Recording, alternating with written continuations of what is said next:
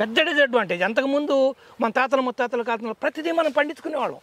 పండించుకుని మనమే అన్ని మన ఇంటికి కావాల్సినవన్నీ మనమే సమకూర్చుకునేవాళ్ళం. కందులు, మినుములు, పెసలు, ఏరుశనకాయలు, పళ్ళు అన్నీ పండించుకునేవాళ్ళం. అలాంటిది ఇవాళ ఏమైందంటే ప్రతిదీ మనం ఒక వడ్లేస్తాడు. ఒక 5 ఎకరాల రైతు, సపోజ్ చెప్తున్నాను, 5 ఎకరాల రైతు ఉంటే వాడు వడ్లేస్తాడు, 5, 30, 150 బస్తాలు తెస్తాడు. అది ఒకటే పంట. మిగతా 150 బస్తాలు అమ్ముకుని అన్ని కొనుక్కు రావడం నేర్చుకున్నాడు. చివరికి 1/2 డజన్ కోడిగుడ్లు కొనుక్కొస్తాడు. ఆదివారం వస్తే ఒక 1 కేజీ చికెన్ తెచ్చుకుంటాడు. ఇట్లా అన్ని కొనుక్కొచ్చే కల్చర్ తెచ్చుకున్నాడు. ఉప్పులు, పప్పులు అన్నీ కొంటాడు, మినువులు కొంటాడు, కందులు కొంటాడు, పెసలు కొంటాడు. ఒకప్పుడు లేవు, అన్నీ మన దొడ్లో నుంచి వచ్చాయి, మన గట్టుల నుంచి వచ్చాయి, మన మెట దెబ్బల నుంచి వచ్చాయి. మన తాతల ముత్తాతలు వేసేవాళ్ళు. బయటకు అసలు ఆ రోజుల్లో మీరు ఒక విషయం చెప్తాను, షాప్కి వెళ్ళి కొనుక్కు రావాలంటే నామూషి. అందరు వెళ్ళేవాళ్ళు కాదు షాపులకి. ఎవరో కొంతమంది వెళ్ళేవాళ్ళు అంతే. షాప్కి వెళ్ళి కొనుక్కొస్తే బేయిజ్జత్ అంటారు, పరువు తక్కువ అనుకునేవాళ్ళు.